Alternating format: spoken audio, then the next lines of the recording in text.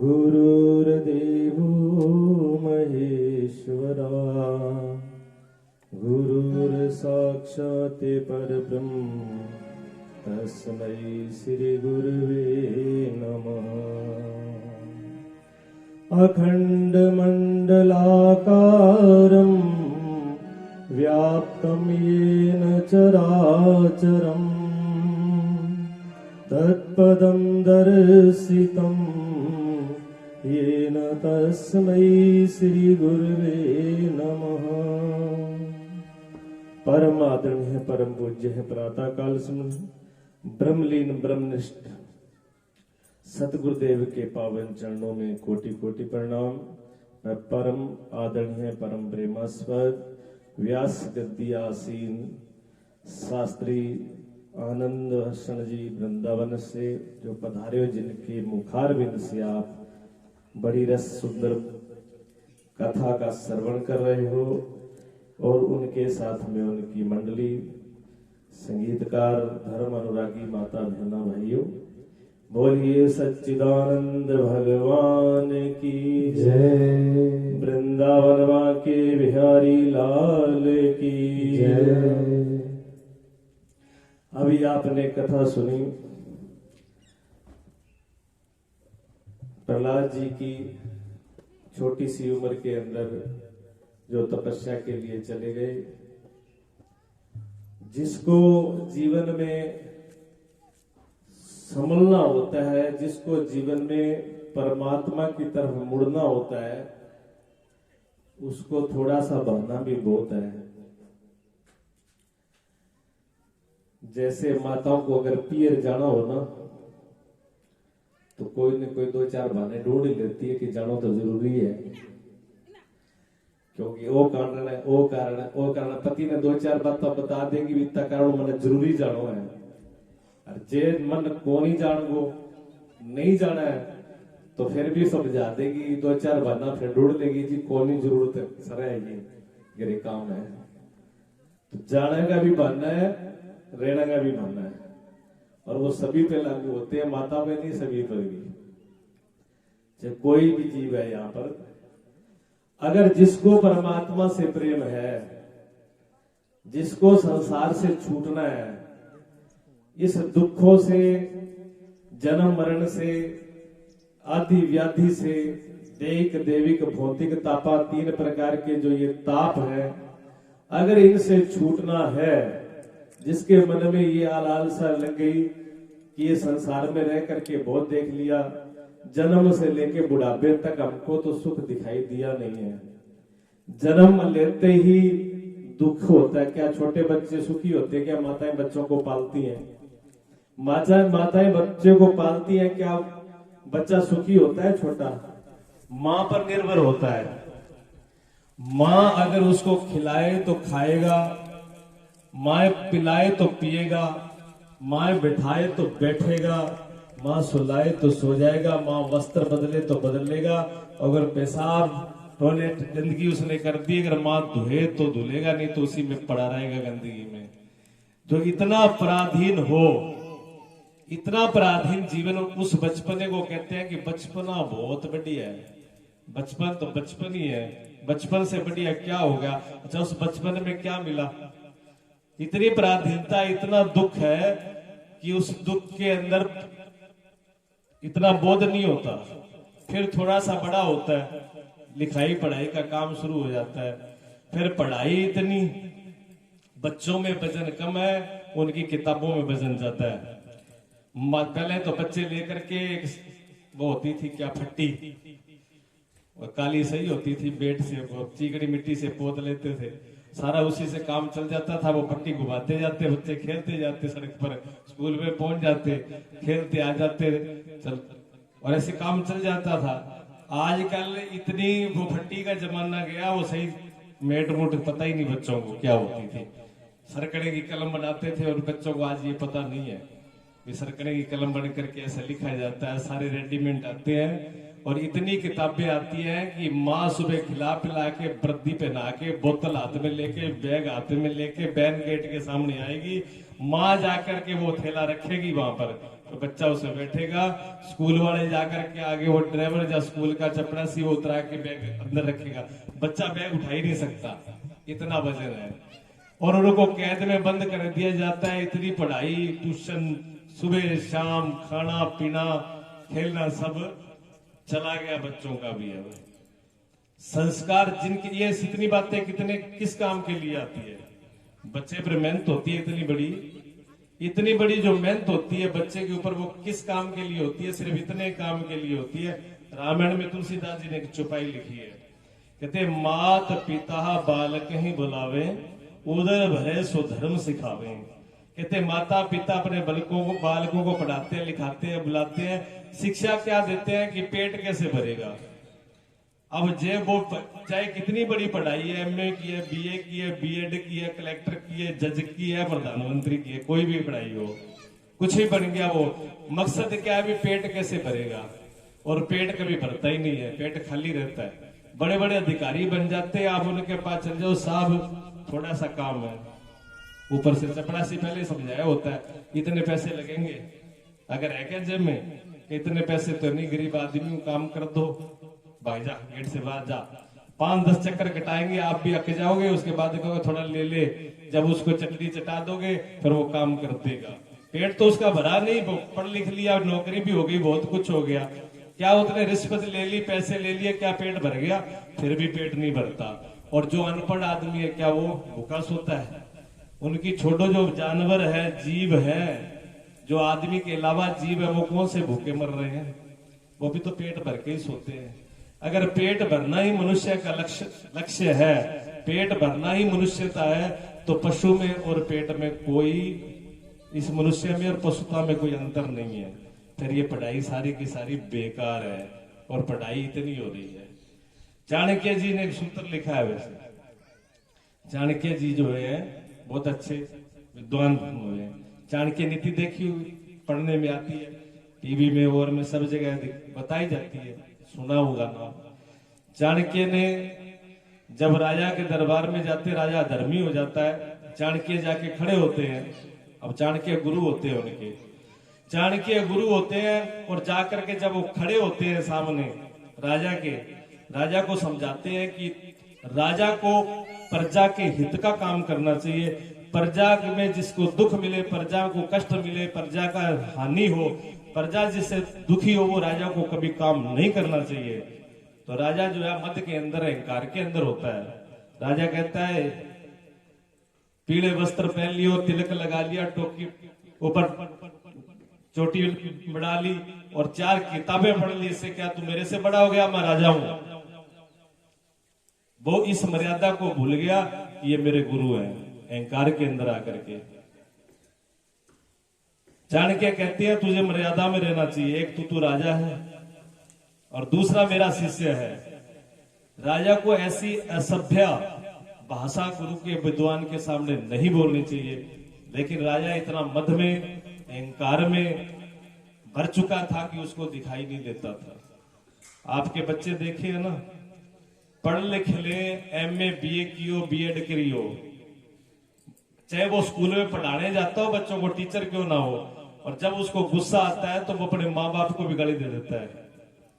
होता है कि नहीं है? फिर उसको ये पता नहीं होता है कि मेरे सामने मेरे पिताजी हैं, कि माँ है, कि मेरे दादा है, कि नाना है, कि बुजुर्ग है, कि छोटा है, कि बड़ा है, ये भूल जाता है। वो किसमें? क्रोध में आके। क्रोध का जो पर्दा जब आ जाता है दिमाग के ऊपर, तो पढ़ाई वाला जो दिमाग है वो एक तरफ चला जाता है, वो ध्यान में रहता नहीं है। फिर गुस्सा आने के बाद जब उतर जाता है, उतरने के बाद में तो पछतावा भी होगा, अगर समझदार होगा कि तो पछताएगा कि मैंने गलती कर दी। और गुस्से में आकर के कई बार बहुत बड़ा नुकसान कर लेते हैं, हत्या तक हो जाती है, और उस हत्या की सजा पूरी जिंदगी के लिए भुगतनी हो जाती है। अब जो काम हो गया वो तो वापिस होता नहीं है। तो राजा को भी बड़ा समझाने की कोशिश की, लेकिन अहंकार में समझा नहीं, और चाणक्य को धक्का देकर के कह लगे चल तू गेट से बाहर हो जा। चाणक्य ने कहा कि जिस 4 किताबों की तू बात कर रहे हो, ये 4 किताबें नहीं है, सिर्फ ये शास्त्र नहीं है, ये शस्त्र भी है। इन्हीं 4 किताबों के बल से तेरे को इस राज से नीचे उतार दूंगा और यहाँ पर दूसरे राजा को बिठा दूंगा। तब तक अपनी उन्होंने चोटी खोली उसी दरबार के अंदर, ये चोटी दोबारा नहीं बांधूंगा। उसी दिन ये चोटी बनेगी जिस दिन इस गद्दी पे दूसरा राजा बैठ जाएगा। और चंद्रगुप्त मौर्य को बिठा दिया था। उस राजा को हरा करके गद्दी से उतार करके और उस जगह पर चंद्रगुप्त मौर्य को द्वारा बिठा दिया। उन्होंने ही लिखी दित्ती में, उन्होंने कहा मृगाश्चरन्ति मनुष्य लोके, कहते हैं पूरा श्लोक उसके अंदर है।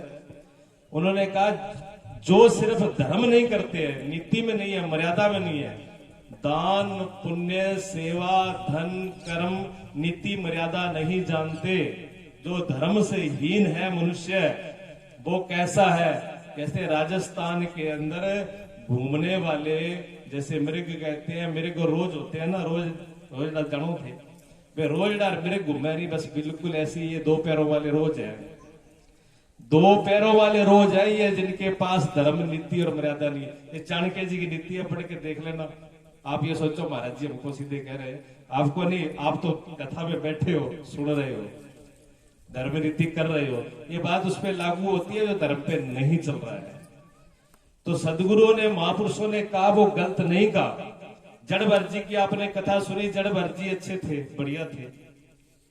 क्या किया उन्होंने, उनकी भाषा संसार वालों को समझ में नहीं आ रही थी। क्यों? पहले तो राजा थे। देखो इस देश का नाम अजनाब था भरत जी से पहले। भरत जी से पहले इस देश का नाम था अजनाब। अजनाब के बाद में राजा भरत इतने बली हुए थे, इतने विद्वान, इतने अच्छे राजा हुए थे कि जैसे आज भारतीय जनता पार्टी जो का नाम कोई नहीं लेता, सिर्फ मोदी जी का नाम लेता है। जब मोदी जी के नाम ले ले तो समझ जाते हैं कि इस पार्टी की बात हो रही है, क्योंकि उनका प्रभाव इतना है कि एक आदमी के नाम से सब जान जाते हैं। ऐसे भरत का इतना बड़ा प्रभाव था कि भरत का नाम इस देश का जो पहले नाम था वो दब गया, उन्हीं के नाम से इसका नाम पड़ गया भारत। इतने सम्राट, इतने बड़े राजा हुए और उसके बाद जंगल में जाकर के तपस्वी हो गए, और तपस्वी होने के बाद सिर्फ एक हिरण में मोह लग गया और उनको जन्म हिरण का, पशु का लेना पड़ा। इसलिए महापुरुष कहते हैं घर में कोई भी चीज रखो, कुत्ता पालो सोच समझ के पालो, ये ना हो कि बाद में कुत्ता ही बनना पड़ जाए। क्योंकि रात दिन अगर कुत्ते में वृत्ति रहेगी, कुत्ते में ध्यान रहेगा, कुत्ते की सेवा करेंगे, हो सकता है कि वही हमारे मन में भर जाए। तो महापुरुष कहते हैं गऊ को पाल, कि गऊ कम से कम गऊ का ध्यान करके देवी देवताओं का ध्यान आएगा, भगवान का ध्यान आएगा। घर में चीज भी ऐसे हो, मोह भी ऐसा लगाए जिसका परमात्मा के साथ कुछ ना कुछ तालमेल होना चाहिए। जहां भगवान के साथ तालमेल न हो तो उस चीज को भी सोच समझ करके मोह लगाओ। मोह जो है, जो ममता जो है, जो संबंध है, वो कई बार हमको लेकर के बैठ जाता है। बड़ा सोच समझ के लगाव करना चाहिए। तो भरत जी को बाद में जो काम दिया जाता, भरत जी छूटना चाहते थे। माँ बाप कभी ये नहीं चाहते कि हमारा बेटा जो है घर बार छोड़ करके साधु हो जाए। आप सभी चाहते हो कि साधु महात्मा होना चाहिए। महात्माओं का दर्शन दुर्लभ है। पुंज पुण्य मिले नहीं संता, कहते जब तक पुण्य इकट्ठे नहीं होते तब तक संत भी नहीं मिलते। अब भाव भरोस मोह हनुमंता, बिन हरि कृपा बिन मिले नहीं संता। हनुमान जी को ये बात भविष्य जी कह रहे हैं जब लंका में गए, तो कहते हैं मेरे मन में बड़ा विश्वास हो गया कि आज संत के दर्शन हुए तो मुझे भगवान के दर्शन होंगे। क्यों? कि जब तक हरि की कृपा नहीं होती, परमात्मा की कृपा नहीं होती, संतों का दर्शन हो नहीं सकता। ये बात हम स्वीकार करते हैं, लेकिन हम ये कहते हैं हमारे कुल में संत नहीं होना चाहिए, हमारा बच्चा संत नहीं बनना चाहिए। तो क्या राक्षस बनना चाहिए? वो भी पसंद नहीं है। राक्षस भी नहीं बने, बुरा भी नहीं बने, गलत रास्ते पर भी नहीं चले, पर साधु नहीं हो, बस ठीक ठाक रहे, घर का काम कर ले, बस इतना कहो कि घर का व्यवस्था चला ले, घर का काम कर ले। हम इतना ही चाहते, उससे आगे नहीं चाहते। तो भरत जी इस बात को जानते थे, इसलिए भरत जी को जो काम दिया जाता भरत जी उसको बिगाड़ देते थे। भांडे दे दिए, भांडे तोड़ दिए, खेत में गए, खेत उजाड़ दिया। जिस काम के लिए भेजा भरजी ने एक भी पूरा नहीं किया। घर वाले आके गए कि ये किसी काम का नहीं है, कि जा निकल जा घर से। भरजी यही चाहते थे कि बोले तो सही, निकलने को तैयार बैठे थे। भगत संत थे और वो निकल गए। संतों की बात बड़ी औखी समझ में आती है, एकदम समझ में नहीं आती, ठीक है ना। लेकिन अगर समझ में ना आए तो दोष नहीं देना चाहिए, समझने की कोशिश करनी चाहिए। समझने की कोशिश करना चाहिए कि जो बात कही गई है वो बोली तो उन्होंने सही है, लेकिन मेरे समझ में नहीं आ रही है। हमारे एक सरदार जी थे, मिस्त्री का काम करते थे, भोले सिंह नाम था, बेजूपुर के थे। तो उनको हिंदी भाषा नहीं आती थी, पंजाबी आती थी, और गुरुजी जो है वो हिंदी बोलते थे। तो गुरुजी जब सत्संग सुनाते ना तो भोले सिंह कहते गुरुजी सत्य वचन। जब गुरुजी कहने लगे भोले एक बात बता, कि मैं जो बात बोलता हूं तो कहता है सत्य वचन, तेरे को कुछ समझ में आता है कैसी बोलता है? क्या गुरुजी मेरे को सही हाथ जोड़ के बता रहा हूं, मेरे को समझ कुछ भी नहीं आता। क्या फिर तू सत्य वचन क्यों बोलता है? क्या सत्य वचन ये इसलिए बोलता हूं कि मुझे मेरे मन में इतना दृढ़ विश्वास है कि गुरुजी कभी गलत बोल ही नहीं सकते। आप जो बोलोगे वो सही बोलोगे, मेरी समझ में नहीं आ रहा तो क्या करूं? मेरी समझ में नहीं आ रहा, ये बात सही है, लेकिन आप गलत नहीं बोल रहे हो, इसलिए मैं सत्य वचन बोलता हूं। गुरुजी को बहुत जोर से हंसी आई। गुरुजी कहता बात तो सही कह रहा है, जो बोला जा रहा है वो तो सही बोला जा रहा है, मेरी समझ में नहीं आ रहा तो अब वो तो दोष है नहीं, वो तो बुद्धि का दोष है। तो जरूरी नहीं कि जो हमें समझ नहीं आ रही तो वो गलत है। कबीर साहब ने एक भजन में वाणी में लिखा, कबीर साहब जी ने एक शब्दों में, एक वाणी के रूप में उन शब्दों को कहा, उसका श्रवण करते हैं। बोलिए सदगुरुदेव भगवान की जय। बहना गलती तेरे हिसाब में सतगुर का दोष नहीं है। बहना गलती तेरे हिसाब में सतगुर का दोष नहीं है। सतगुर का दोष नहीं है, सतगुर का दोष नहीं है। सतगुर का दोष नहीं है, सतगुर का दोष नहीं है। गलती है तेरे हिसाब में, सतगुर का दोष नहीं है।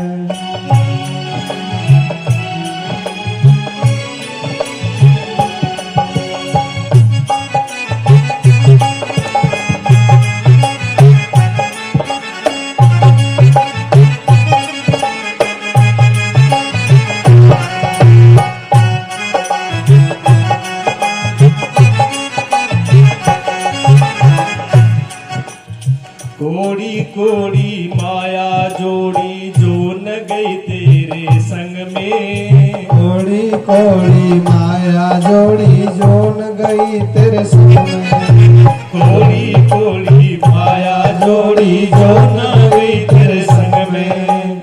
आए चोर चुरा ले गए, आए चोर चुरा ले गए, रह गई मन की मन में। बहना गलती तेरे हिसाब में, सतगुर का दोष नहीं है। गलती है तेरे हिसाब में, सतगुर का दोष नहीं है। भैया गलती तेरे हिसाब में, सतगुर का दोष नहीं है। सतगुर का दोष नहीं है, सतगुर का दोष नहीं है। सतगुर का दोष नहीं है, सतगुर का दोष नहीं है। गलती है तेरे हिसाब में, सतगुर का दोष नहीं है। गलती है तेरे हिसाब में, सतगुर का दोष नहीं है।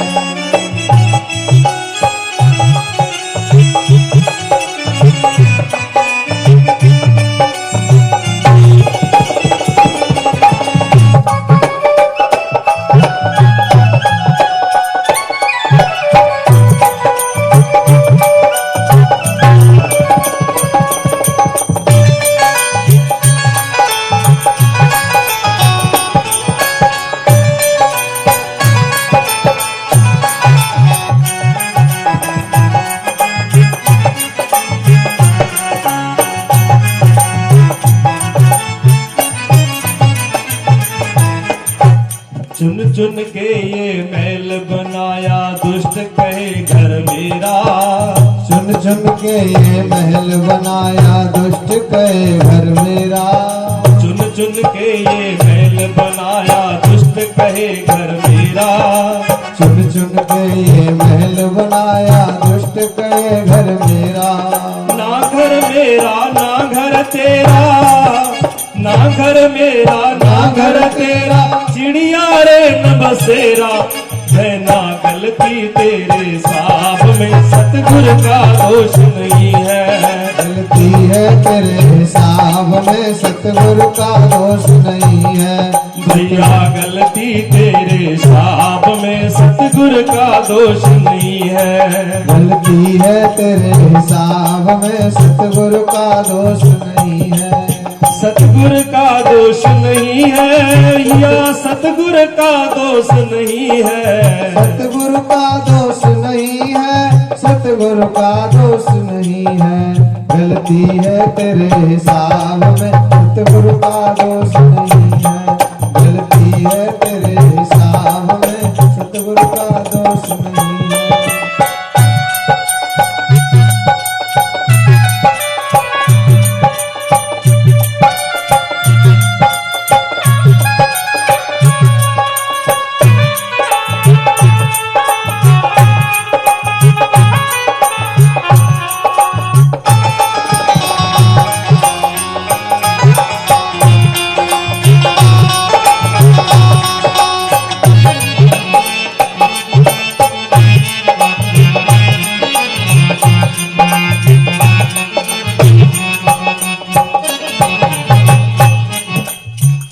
कबीर सुनो भाई साधो, ऐसे ध्यान लगा लो।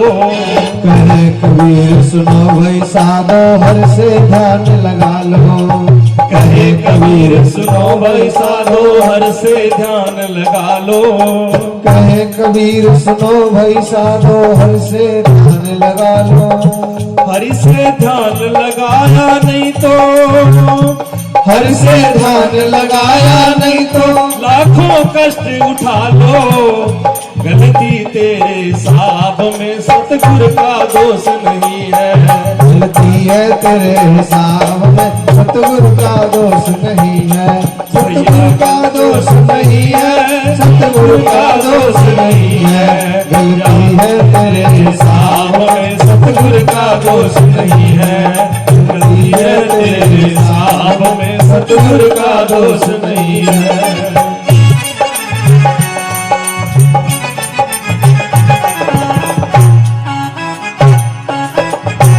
बोलिए सतगुरुदेव भगवान की जय। सदगुरु का फर्ज होता है रास्ता मार्ग बताना, शिक्षा दीक्षा देना।